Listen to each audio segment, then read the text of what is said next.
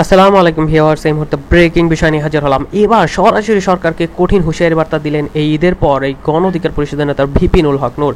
কিভাবে এই সরকার দেশে টাকাগুলো পাচার করে দিচ্ছে তার লোমহর্ষক তথ্য দেন। শুধু তাই নয়, ওবায়দুল কাদেরকে চরমভাবে অপমান করে বক্তব্য দিয়েছেন। শুধু তাই নয়, এই মন্ত্রীর যে বেপরোয়া সকল বিষয়ও তুলে ধরেন।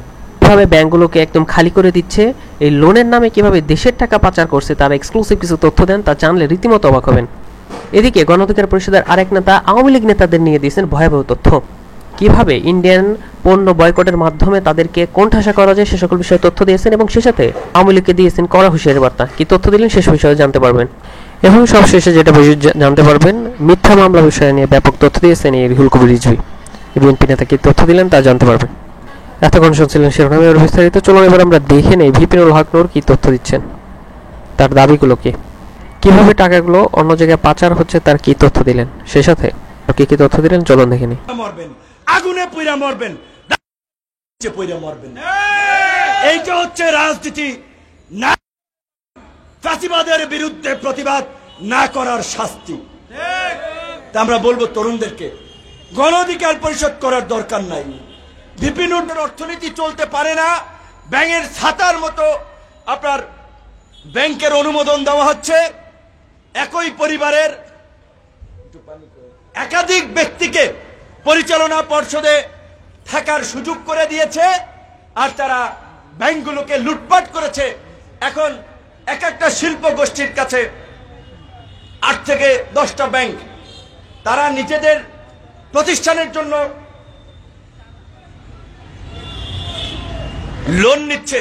ধরেন 20,000 কোটি টাকার লোন নিচ্ছে, সেই লোনের যে কিস্তি হচ্ছে সেই কিস্তি দিচ্ছেন না, ওইটাকে আবার লোন করাই দিচ্ছেন। এইভাবে আজকে ব্যাংকগুলোকে ফাঁপা করে ফেলেছে। এই টাকা জনগণের টাকা, এই টাকা দেশের টাকা। আরো সবচেয়ে ভয়ঙ্কর বিষয় হচ্ছে এই চোরেরা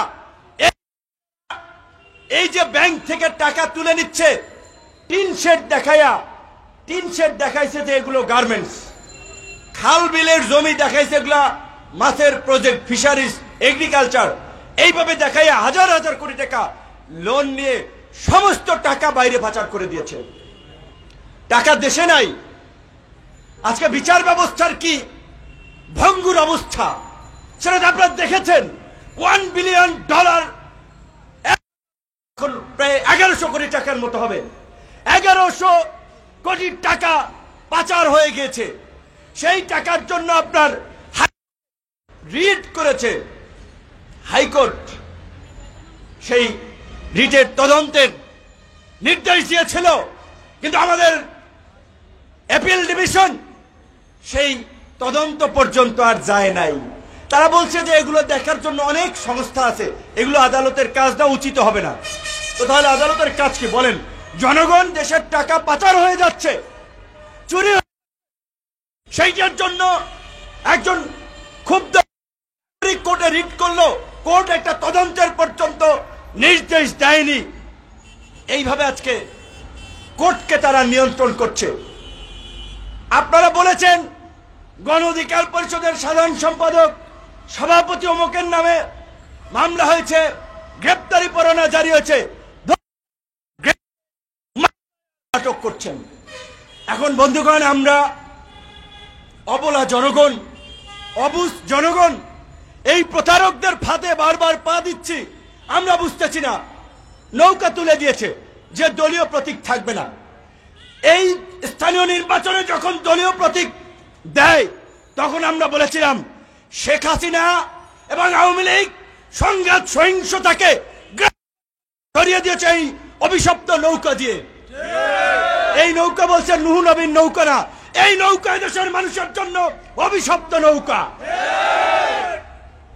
এই নৌকাওয়ালারা যে কাজ করছে, ফিরাউন নমরুদকেও ছাড়িয়ে গেছে। তাই আজকে জনগণ এই নৌকা থেকে মুখ ফিরিয়ে নিয়েছে, যেই কারণে আজকে স্থানীয় নির্বাচনে নৌকা তুলে দিয়েছে। নৌকা তুলে দিলেও কিন্তু ওই নৌকার লুটেরারাই প্রার্থী হচ্ছে, ওই দুর্বৃত্তরাই প্রার্থী হচ্ছে। ভাবে এই ভাগ বাটোয়ারার নির্বাচন, প্রতারণার নির্বাচন বর্জন করেছে আপনারা জানেন প্রতারণা প্রহসনের নির্বাচন করে আবার এই স্থানীয় নির্বাচনেও তারা একই কাজ করছে। কাজে আপনাদেরকে বলবো, এই নির্বাচনে আপনারা কেউ অংশ নেবেন না। চেতনা জাগ্রত হয় নাই। প্রিয় বন্ধুগণ, শরীরে প্রতিবাদের বারুদ জ্বালিয়ে তুলতে হবে, প্রতিবাদের অগ্নি স্ফুলিঙ্গ জ্বালিয়ে দিতে হবে। আওয়ামী লীগ আজকে বাংলাদেশের প্রত্যেকটি প্রতিবাদী রাজনৈতিক দলের নেতা কর্মীদের ভিতরে বিপ্লবের আগুনে পানি ঢেলে নিভিয়ে দিয়েছে। এখন সিদ্ধান্ত নিতে হবে, আপনারা কি সেই বিপ্লবের আগুনকে আবারও জ্বালিয়ে তুলবেন, জাগিয়ে তুলবেন, নাকি সেই ব্যাঙের মতো গর্তের মধ্যে কাদার মধ্যে ঘুমিয়ে আরো 100 বছর কাটাবেন? সিদ্ধান্ত আবার আপনার। প্রিয় বন্ধুগণ, আজকে আমরা ভারত খেলাও আন্দোলনের ডাক দিয়েছি। এই ভারত খেলাও আন্দোলনের ঢেউ ইতিমধ্যে শেখ হাসিনার গণভবন থেকে সেই মোদির দিল্লির রাজদরবার পর্যন্ত পৌঁছে গেছে। তাই বাংলাদেশের প্রধানমন্ত্রী আজকে বলতে বাধ্য হচ্ছেন, যারা ভারত খেলাও আন্দোলন করে তারা যাতে তাদের বউদের কাপড় চুপার আগুনে পুড়িয়ে দেয়। তার মানে প্রধানমন্ত্রী মনে করেন আমাদের বউয়েরা, আমাদের সহধর্মিনীরা হয় ইন্ডিয়ার কাপড় চুপড়ের উপর নির্ভরশীল। আমরা আওয়ামী লীগকে বলতে চাই, আমাদের স্ত্রী, আমাদের বোনেরা, আমাদের মায়েরা ভারতের কাপড় পরে না, ভারতের কাপড় পরেন আপনি শেখ হাসিনা, আপনার দলের নেতা কর্মীরা।